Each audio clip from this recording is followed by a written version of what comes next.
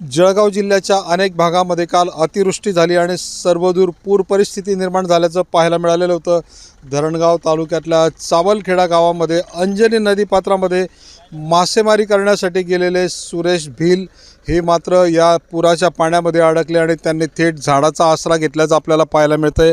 हे समोरचं ते झाड आहे. या ठिकाणी जवळजवळ 7 ते 8 तास सुरेश भिल यांनी आपल्या बचावासाठी आधार घेतल्याचं आपल्याला पाहायला मिळालेलं होतं. या वेळेला खरं तर संपूर्ण गावाचा जीव टांगणीला लागलेला होता. प्रशासनानं देखील शर्थीचे प्रयत्न केले, मात्र पुराचं पाणी काही केल्या कमी होत नसल्यामुळे सुरेश भिल यांचं पुढे काय होणार असा थरारक प्रसंग पाहायला मिळालेला होता.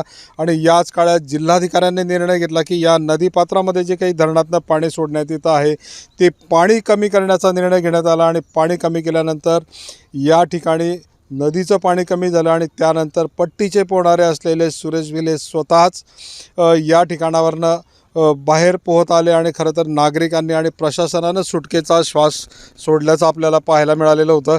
या सगळ्याच्या संदर्भामध्ये स्वतः सुरेश भिल आपल्यासोबत आहे. दादा, काय सांगाल, काय घडलं होतं? पूर असताना तुम्ही पाण्यामध्ये का गेले?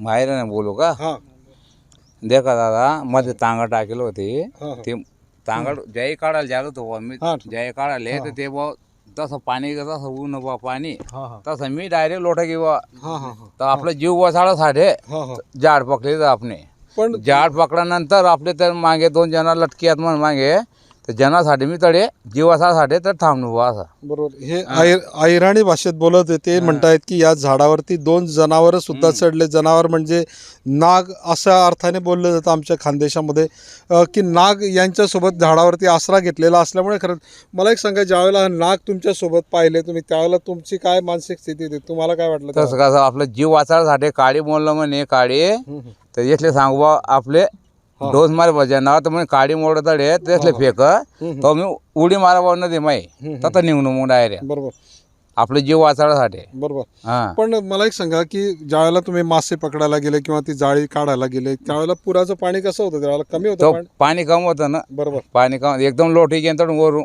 बरोबर. मग कसं काय लक्षात आलं तुमच्या की एकदम लक्ष का मग पाणी बा लाट मारला गेन दगड मग आपलं बा पाणी आवरे नाही मग झाड पकड म्हणे. बरोबर. मग मन माग त्या जना चढी घ्या हां, हां. मग आता जना खाले तर बुवा आता मग आता आपलं जीव वाचायला पडेल ना. मग जीव साडे ते काळी मोड म्हणे हां, हां, हां. तर मग त्या जना फेकत मी खाली उडी मारा 8:30 रातले. किती तास झाडावरती होते तुम्ही? म्हणजे कम से कम 4-1 तास. बरोबर. पण मग भीती वाटली नाही? खाली पूर आहे, सगळं आहे. तसं दादा आपले कसं जीवासाठी आता जीव तो मागं ठेवणं थोडंसं आपले जीवसाठी. मग काय करू जपता येस आपले तसं काही नाही. हां, हां. पण जो बाप होता काल त्या बापले तर सांगायला पडेल ना. बाप म्हणजे काय? तोच बाप नाग? नाग हां, हां, हां. मग त्याला बाप म्हणणं पडत ना बिनात पाय ना. बर बर. त्याला फेकत तो मी खाली उडी मारा 8:30 मग तो निघून मी बाहेर. पण यावेळेला मला एक सांगा, प्रशासन रोज सांगतंय की पूर परिस्थिती होईल, अतिवृष्टी होईल, पाण्यात जाऊ नका, नदीपात्रात जाऊ नका, तरी तुम्ही गेलेत. तसं कसं मग आपली तांगा टाकत नाही जाई तर आपलं कसं वाटतं बाबा हे पाट्या खोलले का नाही खोलले बा असं आपलं काय तेवढं आठवण राहत होते ना. एकदम सोडते ना बाबा मास होई गे जीवापेक्षा जास्ती होतं का होते? हां. मग ते काय करतो मी आता जीव तर आपलं वाचायला पडेल ना. पाणी तर आपलं जीव तर वाचायला झाडचे भेटणं आपलं तर वाचायला पडेल जीव. तुम्ही झाडावरती चढले, सगळ्या गावाला चिंता लागलेली होती की तुमचं काय होईल. प्रशासनाला चिंता होती कारण जर खाली पूर एवढा वाहतो आहे, तुम्हाला वाचवायला गेलं तर ते वाचवणारेच वाहू शकतील अशी ते परिस्थिती न मग अशी परिस्थिती होती. ते माते काय देऊन आभार आहे आपलं वाचिंग तिथलं आभार आहे आपलं. बरोबर ते न देवाने वाचवलं तुम्हाला. आणि मग हा? प्रशासनाने काय केलं? परत मग येत नाही साथ देतं आपले. या बी देवच आहेत त्या बी देवच आहेत. सगळ्या गावाने तुमच्यासाठी आणि प्रार्थना मग- केली, प्रयत्न मग- केले, असं वाटत नाही तुम्हाला? त्यारे गाव असं सांग वाचायला पालव असं. नदीचं पोलीस पाणी पाटील नदीचं पाणी दादा बबलू दादा हो हा, हो. समाधान भाऊ हो या येसनी वाचाडा आपले दोल आहे तेसनी.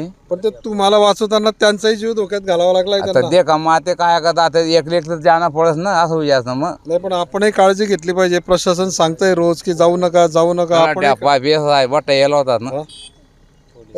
कलेक्टर पाटील- साहेब, तहसीलदार साहेब इथे तुमचा हा पूर्ण वेळ या ठिकाणी बट यायला त्यांनी- होतात ना. पाणी कमी झालं म्हणून तुम्ही बाहेर पडू शकले. पाणी जसं कम आहे तसं उतरी दादा मी डायरेक्ट कारण आपले जेपता येत ना कसं आता जीव वाचाळ मागे ते जना फेकून तो तो उडी मारा म्हणे डायरेक्ट. किती साप चढले होते वरती झाडावर? 2 2 साप होते आणि तुमच्या मग- जवळच होते का ते? आणि मग जेवढं चढणं होतं झाडवर मग कसं वाचवलं तुम्ही त्यांना? म्हणजे काडी कन फेकायला दिसली मग डायरेक्ट. झाडाचीच काडी नाही आणि तुम्ही- मग ते डंग मोडे म्हणे हा हा कारण आपलं उतर नाही वास बरोबर. त्या समजा मला चावता तुम्ही वाचतो का पण असं मला- आहे. हा बरोबर. पण मला एक सांगा, पुराचं पाणी वाढलं असतं ते झाडच जर उन्मळून पडलं असतं तर मग तर तरी आपली सोय करली तुम्ही दादा मग मी मग कशी केली होती सोय? जपतायच ना आपले बर येस ना या जो ऊनतात ना आपला पोलीस पाटील बबलू दादा मोंटी दादा समाधान येस ना दोरलेला होता त्याने दोरदड बांधलेला होता बर बा तू आहे फते पाणी चढ जाईन बुवा आपला टूप होता ते टोप या पाना बरं. तेवढा फुलत की जातो बुवा असा पण आता सुटका झाल्यानंतर काय वाटतंय तुम्हाला?